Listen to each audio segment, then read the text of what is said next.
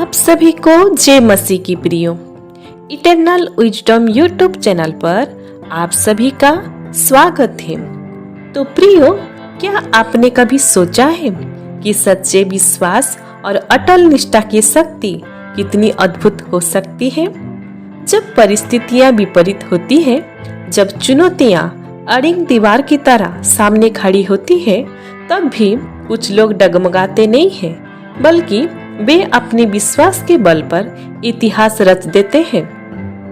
Bible में ऐसी कई स्त्रियां हैं जिन्होंने अपने अड़िंग विश्वास, साहस और परमेश्वर की ओर पूरी निष्ठा के साथ असंभव को संभव बना दिया है।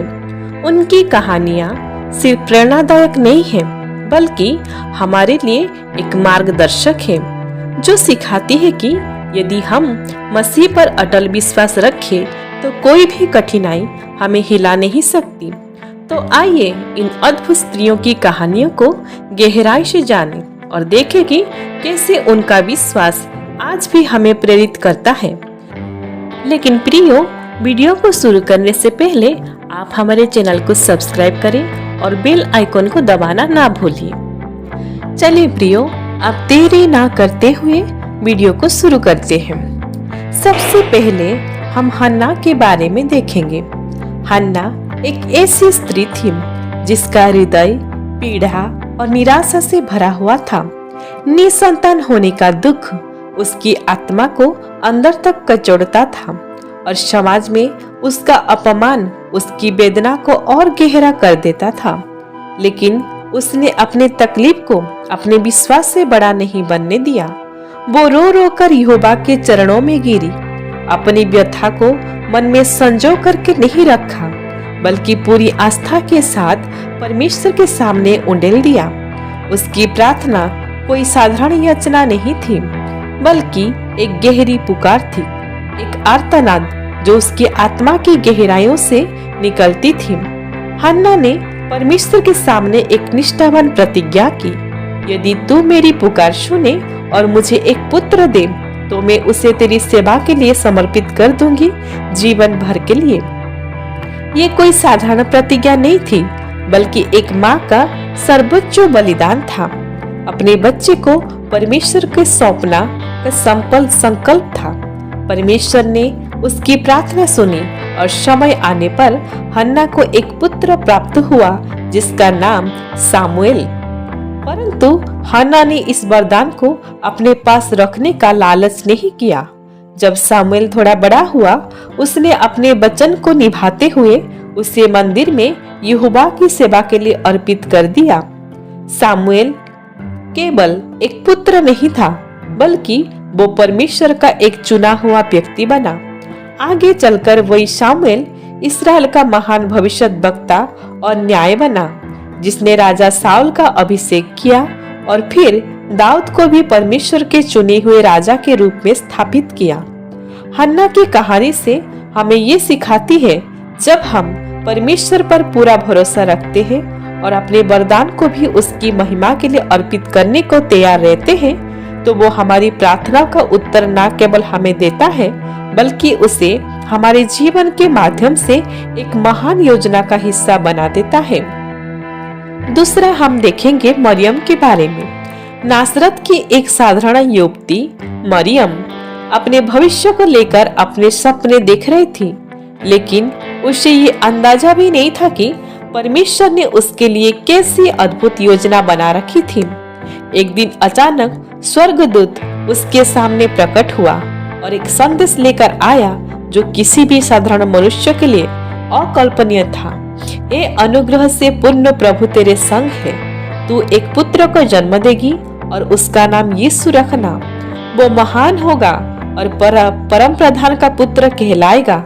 ये सुनकर मरियम चकित रह गई। ये कैसे संभव था? वो तो कुंवारी थी। ये समाचार उसके लिए केवल चौंका देने वाला नहीं था, बल्कि समाज के दृष्टिकोण से अत्यंत चुनौतीपूर्ण भी था। यदि लोग ये सुनते हैं कि वो अविवाहिता होते हुए भी गर्भवती है, तो उसे तिरस्कार, अपमान और यहाँ तक कि कठोर दंड का सामना करना पड़ सकता था। परंतु मरियम ने अपने भय को अपने विश्वास से बड़ा नहीं बनने दिया। उसने संदेह या चिंता में पड़ने को बजाय परमेश्वर की योजना को पूरी विनम्रता और समर्पण के साथ स्वीकार किया। उसने अपने जीवन को प्रभु के हाथों में सौंपते हुए उत्तर दिया, मैं यहोवा की दासी हूँ, जैसा तूने कहा है वैसा ही मुझ में हो। ये केवल एक साधारण स्वीकृति नहीं थी, बल्कि ये विश्वास और आज्ञाकारिता का सर्वोच्च उदाहरण था। मरियम ने अपने व्यक्तित्व में समाज की चिंता और अपनी समझ से परे जाने वाली परिस्थितियों को परमेश्वर की इच्छा के सामने झुका दिया और इस आज्ञाकारिता के कारण संसार को उद्धारकर्ता मिला, यीशु मसीह, जिसने पापी मानवता के लिए अपने जीवन का बलिदान दिया। मरियम की कहानी हमें सिखाती है कि जब हम परमेश्वर की योजना को संपूर्ण विश्वास के साथ स्वीकार करते हैं, तब भले ही परिस्थितियां असंभव लगे, लेकिन वो हमें एक ऐसे उद्देश्य का हिस्सा बनाता है जो हमारी कल्पना से कहीं अधिक महान होता है। तीसरा, हम देखेंगे राहाब के बारे में। यरीहो की गगन अचुंबे दीवारों के भीतर एक कनानी स्त्री रहती थी। राहाब समाज की नजरों में वो एक साधारण स्त्री थी, जिसे शायद सम्मान की दृष्टि से नहीं देखा जाता था, लेकिन परमेश्वर की योजना में वो एक महत्वपूर्ण किरदार थी। एक ऐसी स्त्री जिसका विश्वास और साहस न केवल उसके परिवार को बचाने वाला था, बल्कि उसे इतिहास के सबसे पवित्र वंश का हिस्सा बनने वाला था। जब यहोशू के 2 गुप्तचर यरीहो में आए तो राहाब ने उन्हें अपने घर में शरण दी। ये एक साहसिक निर्णय था। अगर उसे पकड़ा जाता तो उसे और उसके परिवार को नष्ट कर दिया जाता, लेकिन उसने केवल अपनी सुरक्षा की चिंता नहीं की। उसने यहोवा की महानता को पहचाना। उसने जासूसों से कहा, हमने सुना है कि यहोवा ने तुम्हारे लिए लाल समुद्र को सुखा दिया और तुम्हारे शत्रुओं को पराजित किया। यहोवा ही सच्चा परमेश्वर है, स्वर्ग और पृथ्वी दोनों में। ये कोई साधारण कथन नहीं था। ये राहाब के हृदय में जन्मे गहरे विश्वास का प्रमाण था। उसने न केवल इस्राएल के परमेश्वर को स्वीकार किया, बल्कि उसके लिए जोखिम उठाने के लिए भी तैयार थी। उसने जासूसों को छिपाया, उन्हें शत्रुओं से बचाया और एक लाल रस्सी की मदद से उन्हें शहर से बाहर निकालने में सहायता की।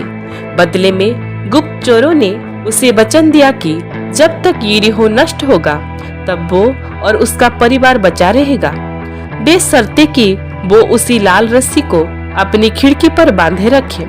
जब यहोवा के सामर्थ से यरीहो का दीवारें गिर गई और पूरा नगर नष्ट हो गया, तब भी राहाब और उसका परिवार सुरक्षित रहा।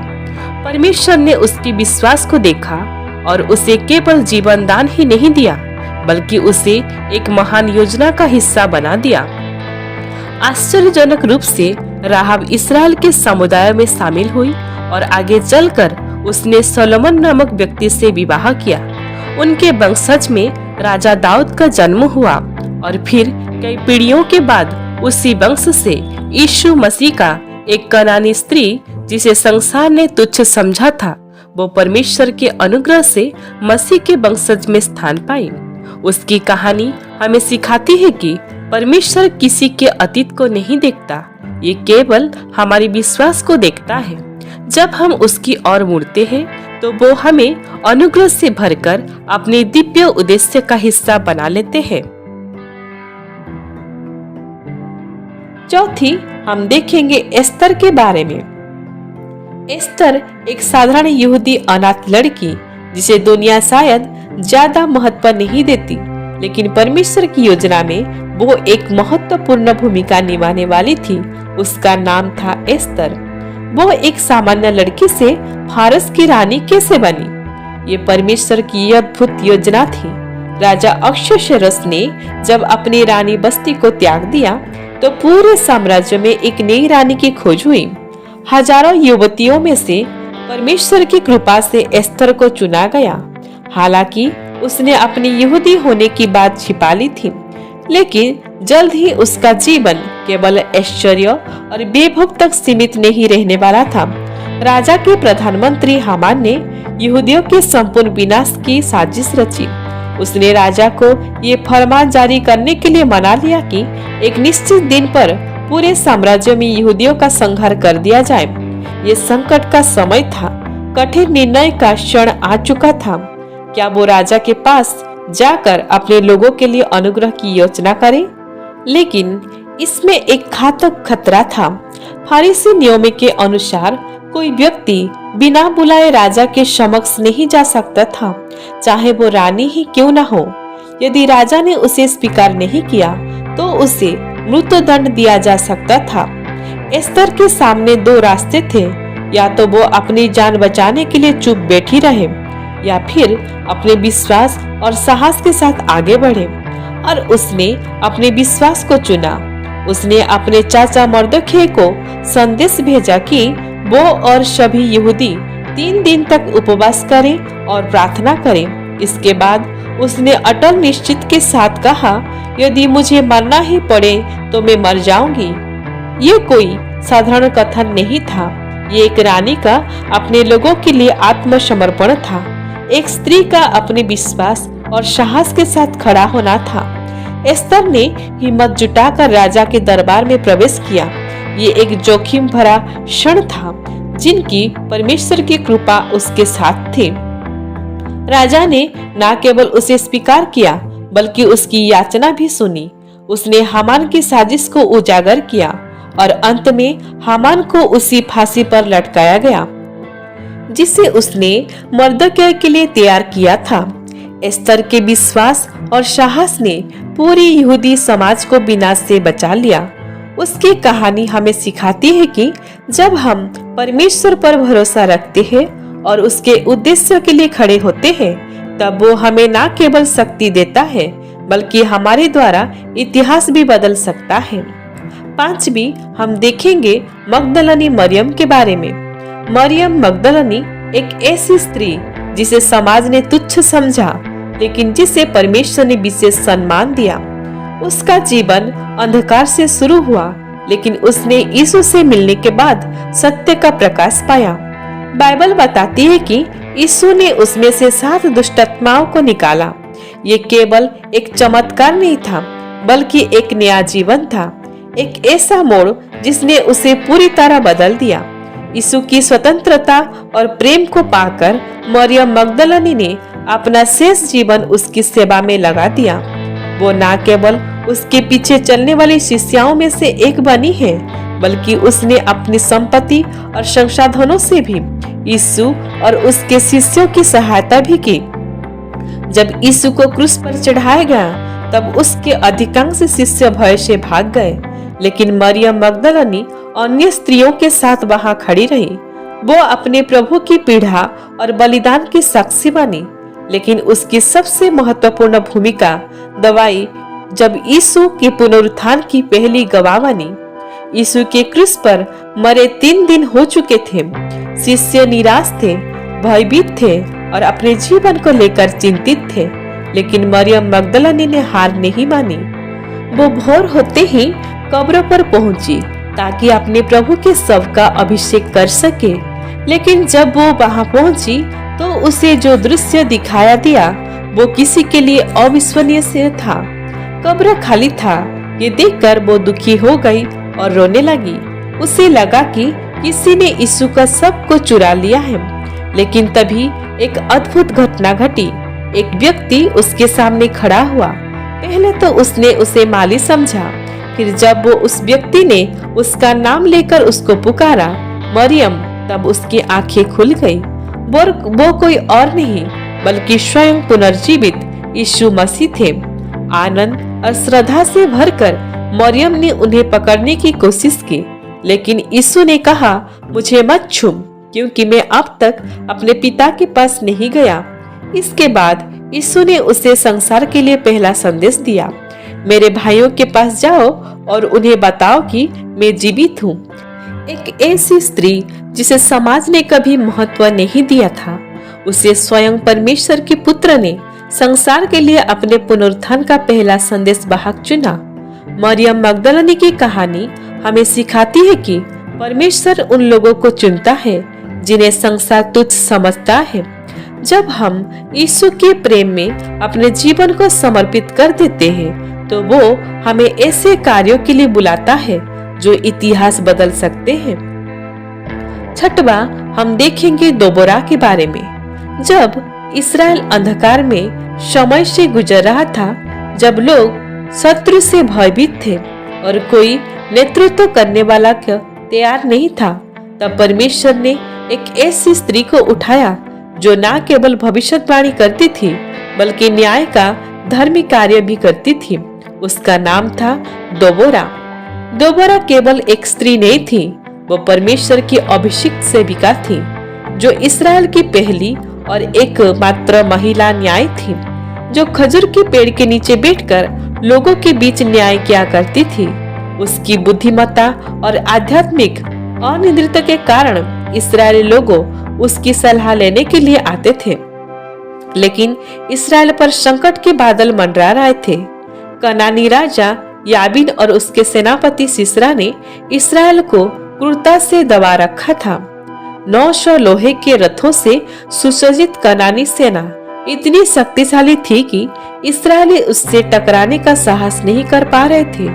तब दोबोरा ने परमेश्वर से संदेश पाया और इस्राएल के सेनापति बाराक को बुलाया। उसने कहा, यहोवा की आज्ञा है कि तू 10,000 सैनिकों को लेकर तापर पर्वत पर चढ़ जा और यहोवा स्वयं तुझे विजय देगा। लेकिन बाराक में भयभीत आ गया था। वो अकेले युद्ध में जाने को तैयार नहीं था और दोबोरा से विनती की, यदि तू मेरे साथ चले तो मैं जाऊंगा, यदि तू ना जाए तो मैं नहीं जाऊंगा। ये सुनकर दोबोरा ने उत्तर दिया, अवश्य मैं तेरे साथ चलूंगी, लेकिन याद रख, इस युद्ध की महिमा तुझे नहीं मिलेगी, क्योंकि यहोवा सिसरा को एक स्त्री के हाथ में सौंपेगा। युद्ध होगा और जैसा परमेश्वर ने कहा था, इस्राएल की छोटी सी सेना ने सिसरा की विशाल सेना को हरा दिया।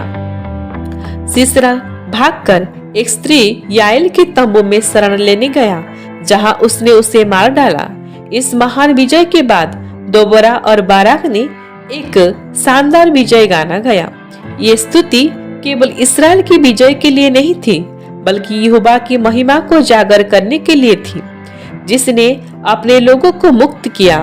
दोबोरा की कहानी हमें सिखाती है, सच्चा नेतृत्व साहस विश्वास से आता है। दोबोरा ने दिखाया कि जब हम परमेश्वर के प्रति समर्पित होते हैं तो वो हमें अद्भुत नेतृत्व की शक्ति देता है। परमेश्वर स्त्रियों को भी अपने उद्देश्य के लिए बुलाया है। दोबोरा न केवल न्याय थी, बल्कि एक योद्धा और भयभीत वक्ता थी और भविष्य वक्ता थी। वो इस्राएल के इतिहास में एक महत्वपूर्ण स्थान रखती है। परमेश्वर की योजना हमेशा पूरी होती है। जब परमेश्वर ने कहा कि इस्राएल की विजय होगी, तो कोई भी शक्ति उसे रोक नहीं सकी। दोबोरा की कहानी हमें सिखाती है कि यदि हम पूरी तरह से परमेश्वर विश्वास करें, तो वो हमें असंभव परिस्थितियों में भी नेतृत्व करने की शक्ति देता है और हमारे माध्यम से महान कार्य करता है। ये स्त्रियां केवल अतीत की कहानियों का हिस्सा नहीं है, बल्कि वे जीवित प्रेरणाएं हैं, हमारे लिए एक मार्गदर्शक है और एक प्रकाश स्तंभ है, जो हमें दिखाती है कि जब एक व्यक्ति परमेश्वर पर संपूर्ण विश्वास रखता है तो कोई भी परिस्थिति उसे हिला नहीं सकती। हन्ना ने अपनी निसंतान को कमजोरी बनने नहीं दिया, बल्कि अपने आशाओं को प्रार्थना में बदल दिया और परमेश्वर के आशीष को पाया। मरियम ने असंभव को संभव होते देखा, क्योंकि उसने परमेश्वर की योजना को विनम्रता से स्वीकार किया। राहाब ने अपने अतीत को बाधा बनने नहीं दिया, बल्कि विश्वास के द्वारा परमेश्वर के लोगों को साथ जुड़कर उद्धार पाया। एस्थेर ने अपने लोगों के लिए अपने जीवन को खतरे में डाल दिया, ये जानते हुए कि परमेश्वर उसे कभी ना छोड़ेगा। मगदलेनी मरियम ने पुनर्जीवित यीशु को सबसे पहले देखा, क्योंकि उसने अपने भय के बजाय अपने प्रेम और विश्वास को प्राथमिकता दी। दोबोरा ने दिखाया कि एक सच्चा नेता वही होता है जो परमेश्वर की शक्ति में विश्वास रखकर निर्भीकता से आगे बढ़ता है। इन सभी स्त्रियों की कहानियां हमें सिखाती है कि सच्चा विश्वास केवल शब्दों में नहीं, बल्कि कार्यों में प्रकट होता है। उन्होंने कठिनाइयों का सामना किया, समाज की सीमाओं को तोड़ा और अपने विश्वास के कारण परमेश्वर की योजना में अद्भुत स्थान प्राप्त किया। लेकिन अब सवाल ये है, क्या हम अब भी वही साहस और विश्वास दिखा सकते हैं? क्या हम भी कठिन परिस्थितियों में डगमगाने के बजाय परमेश्वर की ओर नजर उठाएंगे? क्या हम अब भी उसकी योजना में अपना स्थान लेने के लिए तैयार है? परमेश्वर आज भी वैसे ही कार्य कर रहा है जैसे उसने इन स्त्रियों के जीवन में किया था। वो उन्हीं को बुलाता है जो उस पर भरोसा रखते हैं। यदि हम उसकी योजना में अपने स्थान को स्वीकार करने के लिए तैयार हैं, तो वो हमें भी महान कार्यों के लिए इस्तेमाल करेगा। तो आज ही अपने विश्वास को और मजबूत करें, क्योंकि परमेश्वर ने आपको भी एक ऐसे उद्देश्य के लिए चुना है। वो उन लोगों को कभी नहीं छोड़ता जो उस पर भरोसा रखते हैं। यदि ये संदेश आपको हृदय को छू गया है, तो ये वीडियो को केवल आप तक सीमित मत रखें, क्योंकि इस महिलाओं के जीवन के द्वारा बहुत सारे महिलाओं को प्रेरणादायक वाक्य सब मिल रहा है। यदि आप लोगों को ये वीडियो अच्छा लगा है, तो जरूर हमारे वीडियो को लाइक करें, कमेंट करें, शेयर करें और सब्सक्राइब जरूर करें। ईश्वर इस कहानी के द्वारा हम सभी को बहुतायत से आशीष दे। आमीन।